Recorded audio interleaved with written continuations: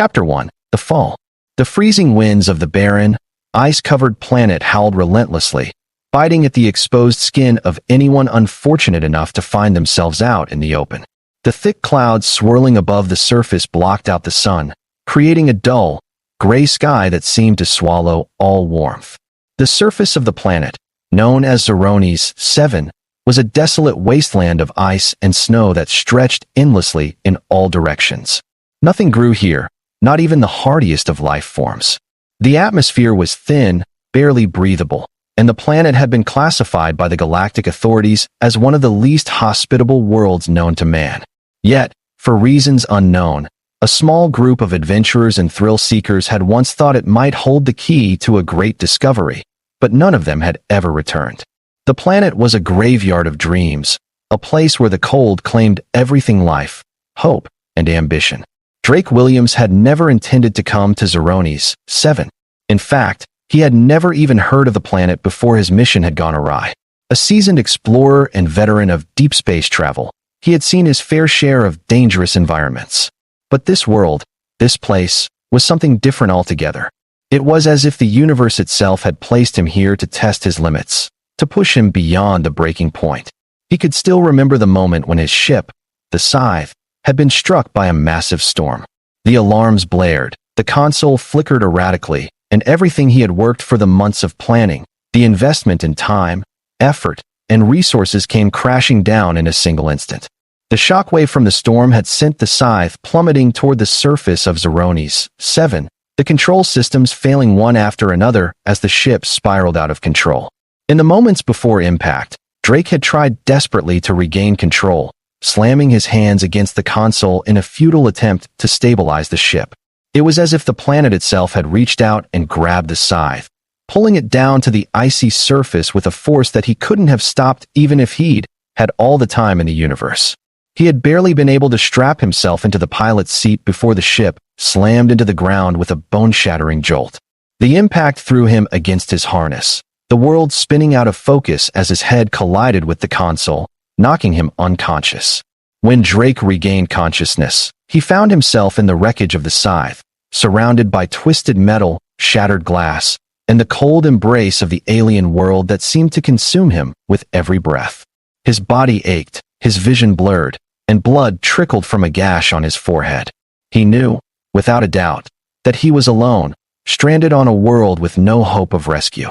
The comms were down, the distress signal had been lost in the chaos, and the ship's systems were completely fried. He had no way of contacting anyone, no way of finding a way out.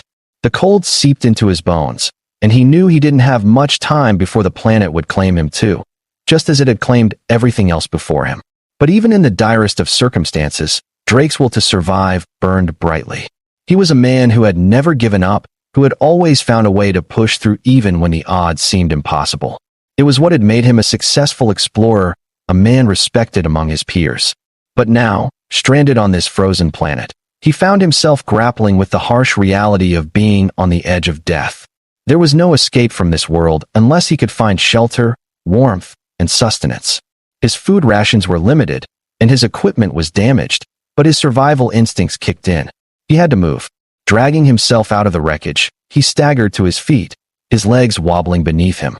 Every movement felt like it took an eternity, but he forced himself onward, despite the exhaustion that weighed him down.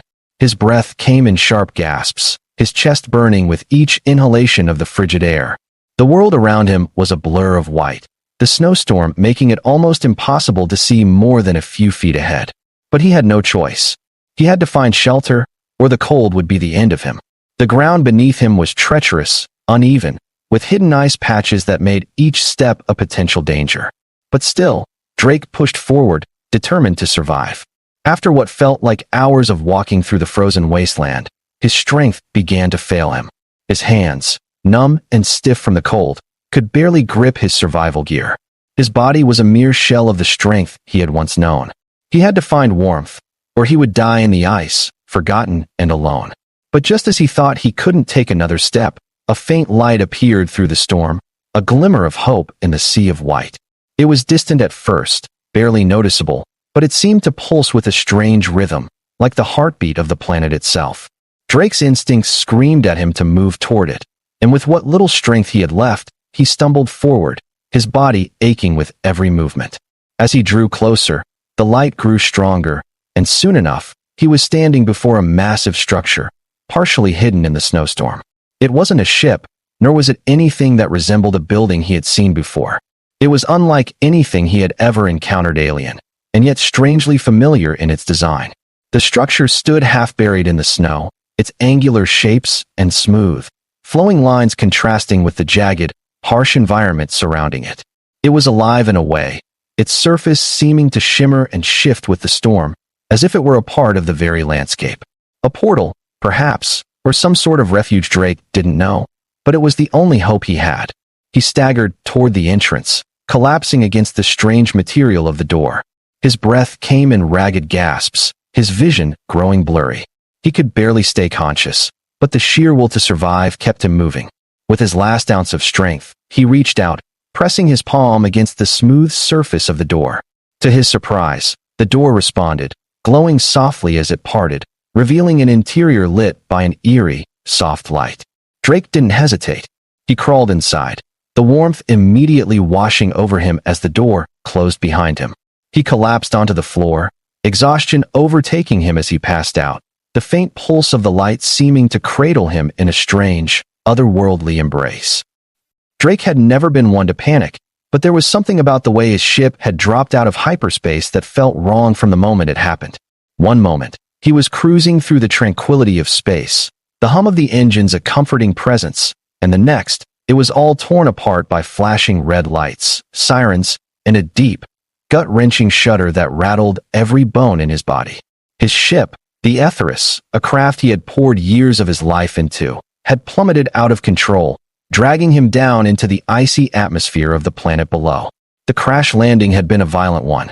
Drake could feel the sharp impacts, the violent jolts that shook him violently in his seat. And then, there was nothing. Silence. The kind of silence that immediately made him realize how deeply alone he was. The Etherius had been reduced to a crumpled mess of twisted metal, broken equipment, and burning fuel. But somehow, by some miracle, Drake had managed to survive. His training kicked in, and instinctually, he had done what needed to be done. He had sealed off the worst of the breaches, activated the emergency distress beacon, and made his way out of the wreckage. But in the moments after, standing amidst the endless snow and ice, he realized just how alone he was. The planet was an alien world. There were no signs of civilization, no indications that any intelligent life had ever set foot here. Just endless, frozen plains. The snow bit at his skin like 1,000 tiny daggers, and the wind screamed in his ears, making it almost impossible to hear anything else. He wrapped his arms tighter around himself, hoping the thermal suit he had activated would help him survive just a little longer.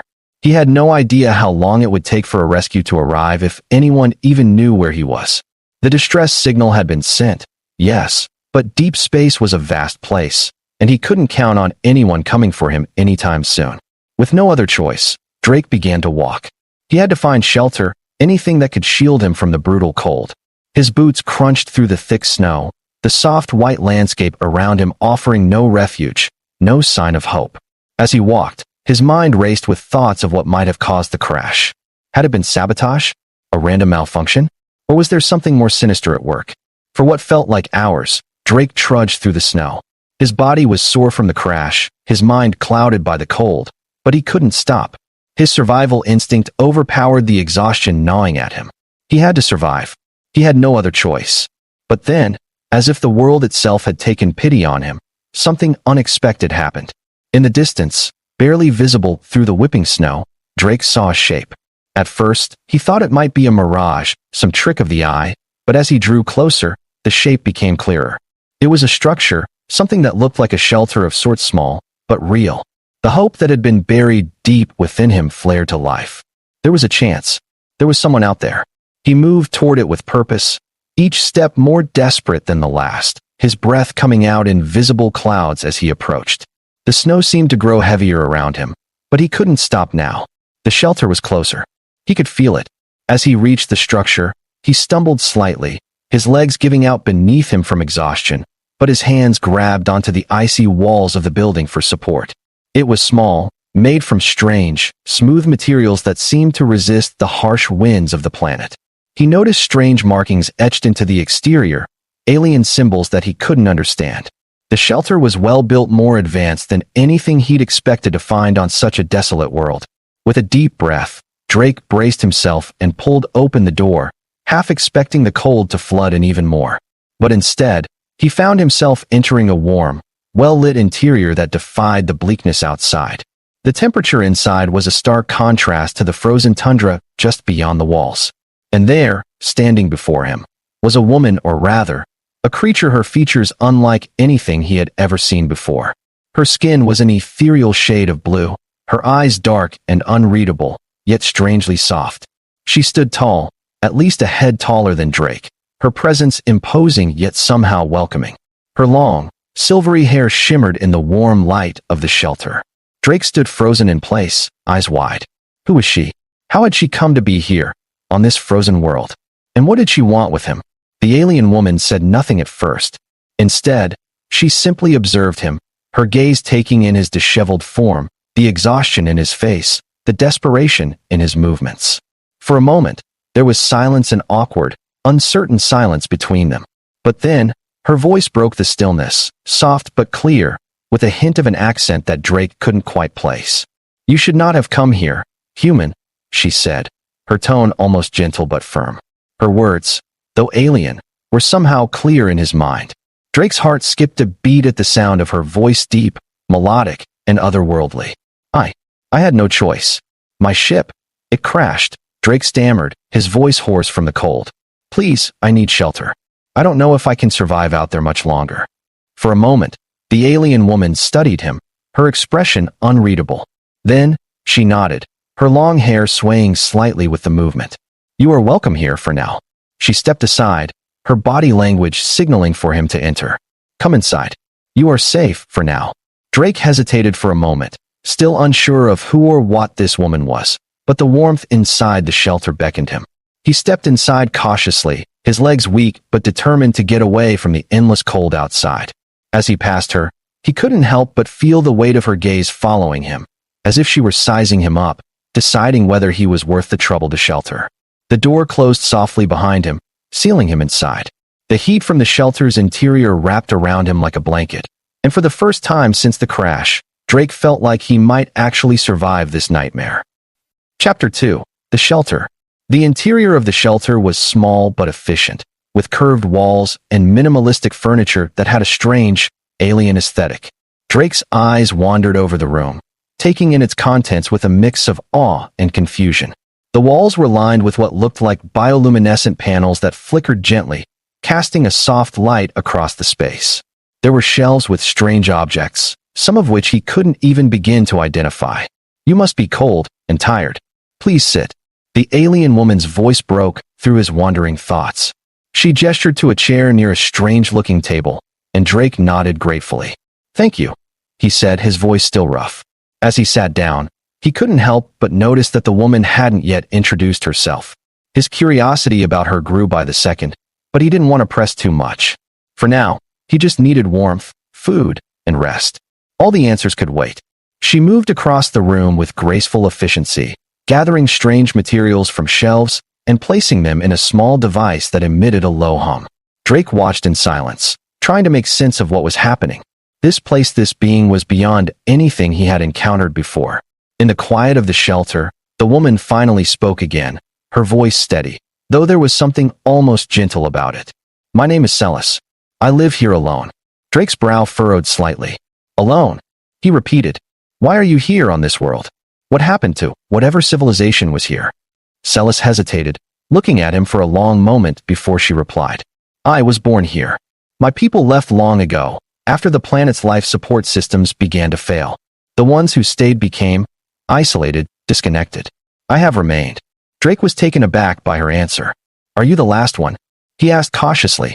Celis's eyes flickered with a trace of something, maybe sadness or something deeper.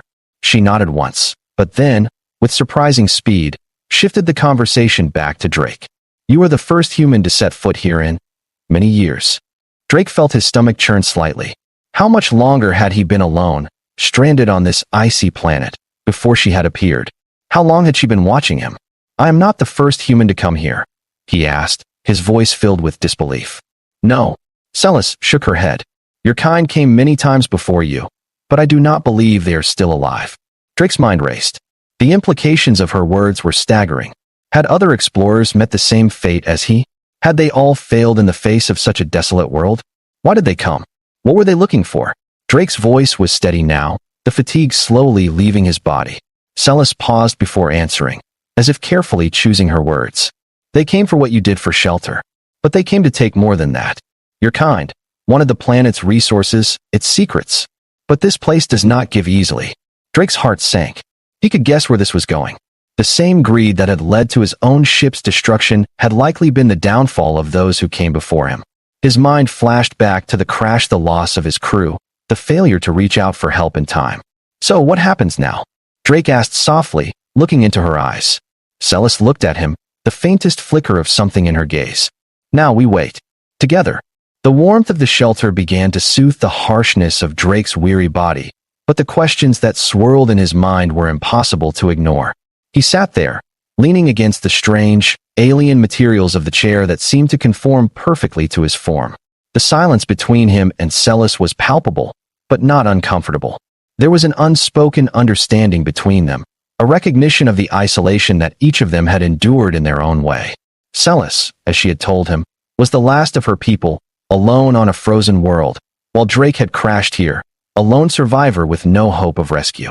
Celis moved across the shelter, her graceful movements betraying a confidence that Drake found both intriguing and unsettling. He watched as she worked with strange tools and equipment, seemingly accustomed to the world she inhabited.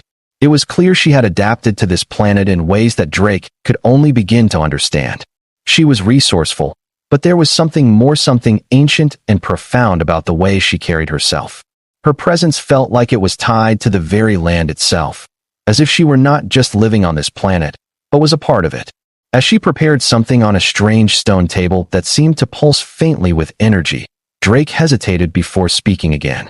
His thoughts were a mixture of confusion and curiosity, and the need for answers was beginning to take over. What happened to your people? He asked softly, not wanting to press her too hard, but knowing he needed to understand. Celis paused mid-motion, her back still turned to him, as she worked with the unfamiliar tools.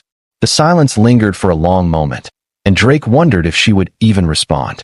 Finally, she turned to face him, her gaze heavy but not unkind. My people left when the planet began to die. Her voice was steady, but there was a flicker of pain in her eyes. They knew the resources were dwindling, and the planet's ecosystem was beginning to collapse. Some went to the stars, seeking new worlds to settle, and others, they left me behind.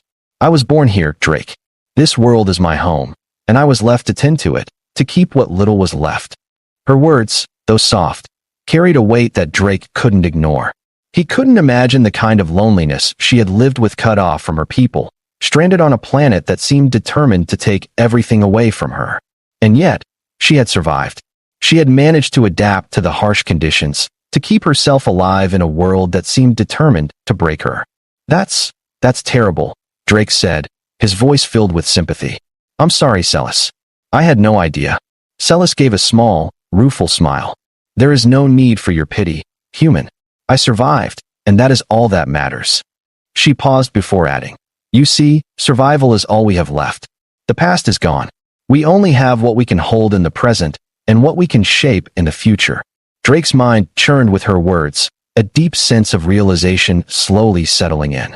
This wasn't just a story of loss, it was a story of resilience, of adaptation. The Arkeens might have abandoned her, but she hadn't been abandoned by the planet. No, she had become its keeper, its guardian. It was something he admired, even though he didn't fully understand it. The parallels between her story and his own were striking, both of them stranded on an alien world, fighting for survival in the face of overwhelming odds. But where he had been a mere accident, a stray in the galaxy, she had chosen to remain, to stay and endure. How long has it been since they left you? Drake asked quietly, his curiosity pushing him to understand more. Celis's expression darkened slightly, but there was no bitterness in her eyes, only quiet acceptance. It has been decades. A lifetime, really. Her voice softened. In their departure, I was left with the responsibility of preserving what was once ours. But the planet, it's no longer capable of supporting life. Its time has come to an end. The weight of her words settled over Drake like a thick fog. A world dying, its last guardian holding on alone. It was a sobering thought, one that felt like a distant warning of his own fragile existence. He had crashed here by accident, but Celis had chosen to stay. The room fell into silence once more as Drake tried to process everything. The knowledge that he wasn't alone, that he wasn't the only one stranded on this frozen rock, brought both comfort and discomfort. He was thankful for her shelter, her kindness in taking him in. Yet, the reality of their situation was clear. Neither of them had any easy answers. They were both trapped in the cycle of survival, and no matter how hard they tried to fight it, the cold, unyielding world around them was closing in. What happens now? Drake asked, breaking the silence, his voice quieter than before. Celis didn't answer immediately. She turned back to the small stone table, her fingers dancing across the alien tools with an almost rhythmic precision. Finally, she spoke, her voice distant but resolute. Now we survive. She paused, turning to face him. I've seen the stars, Drake. I've heard the stories. But this world, this frozen place, is where I belong. If you wish to leave, I can help you. But only you can decide how long you stay here. The decision hung between them. Celis had given him a place to rest, but she had also given him the freedom to choose his own path. There was something in her gaze, something that told him she had long since made peace with her fate. She wasn't looking for a way off this world. She had already accepted that it was her home, no matter how cold and desolate it might be. But Drake couldn't accept that just yet. The fire in him, the need to survive, was still burning. He had to escape this planet. But part of him, the part that felt strangely connected to her, wondered if he could ever truly leave. Chapter 3. The Unlikely Bond. The next few days felt like a blur. Drake spent his time recuperating, trying to regain his strength after the crash. The shelter was surprisingly well-equipped. Celis had everything she needed to survive, and she shared it with him without hesitation. Food, water, warmth, all the essentials for survival on a planet that otherwise seemed intent on making existence as difficult as possible. She wasn't just surviving, she had mastered the art of living here. Drake, though, was different. He still saw this planet as a prison, a place that had trapped him. His survival instincts were screaming at him to escape, to get back to his own world, back to his own life. But as each day passed, his resolve began to shift. Something about the way Celis lived, the way she had made peace with the inevitable, made him question his own frenetic survival. He wasn't just a man trapped here. He was a man given a second chance. And for the first time since the crash, he wasn't entirely sure what he wanted from this world. It was during one of their long conversations by the fire that night that Drake finally spoke of his thoughts. How do you do it? How do you accept this place, accept being alone for so long? Celis sat across from him, her silvery eyes glowing faintly in the dim light.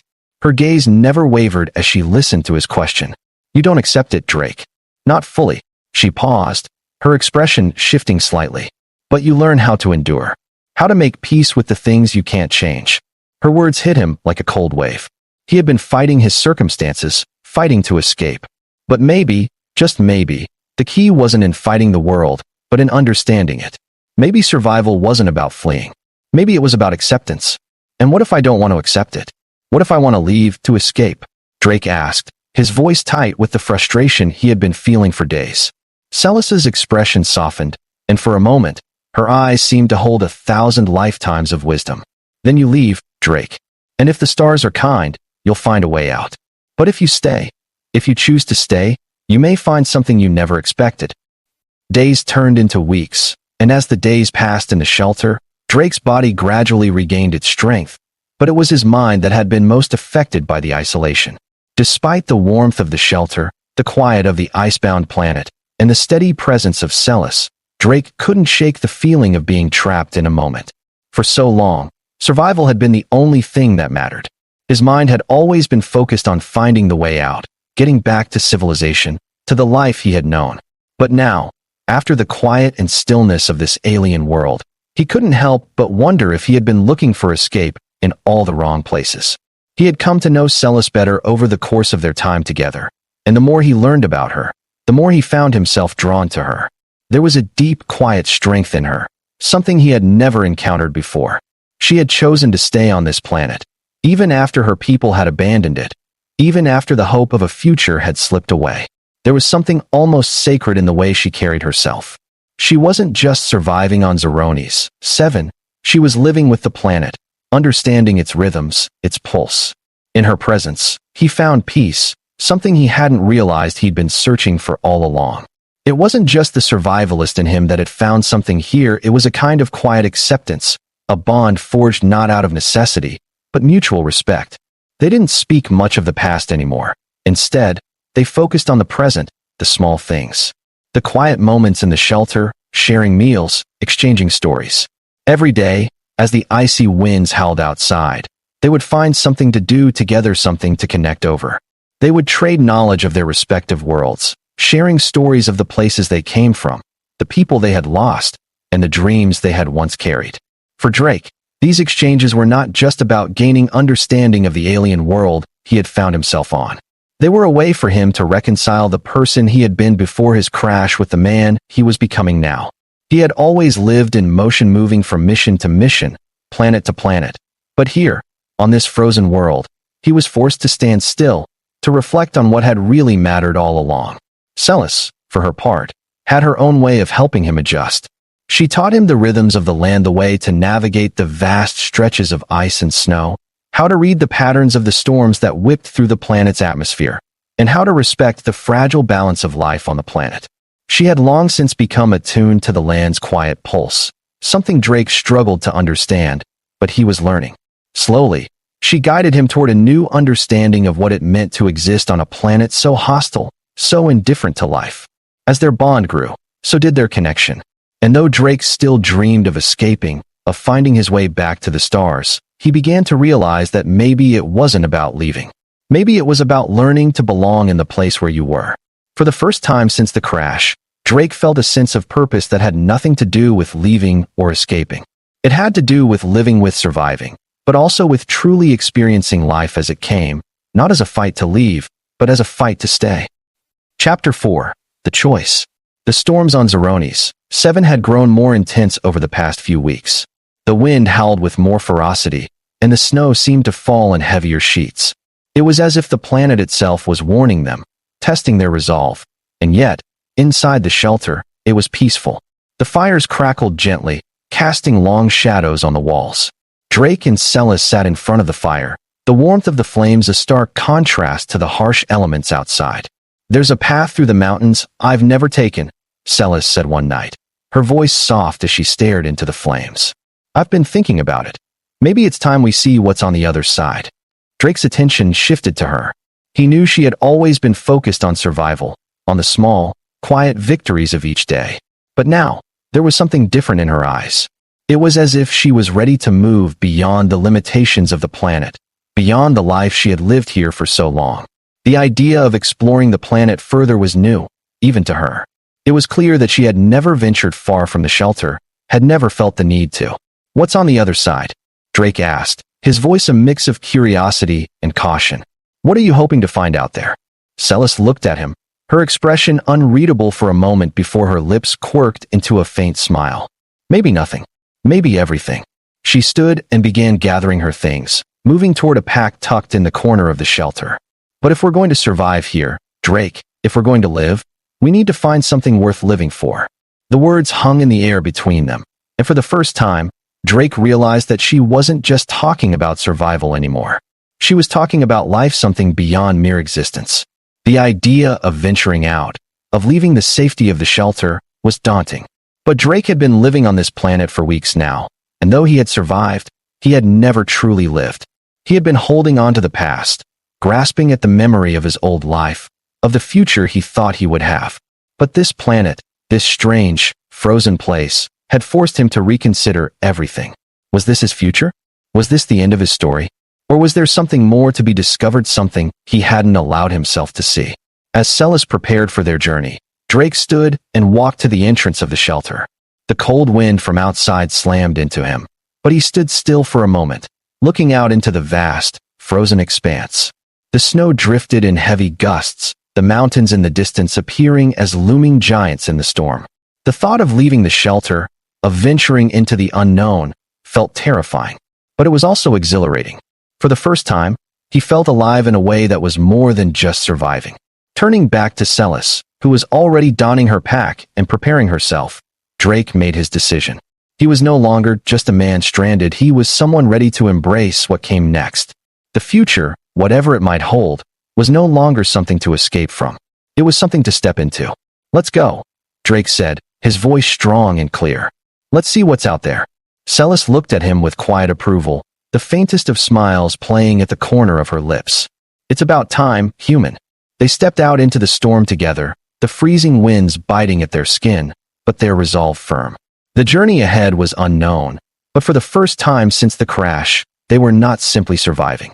They were living, and together, they were about to discover what lay beyond the horizon.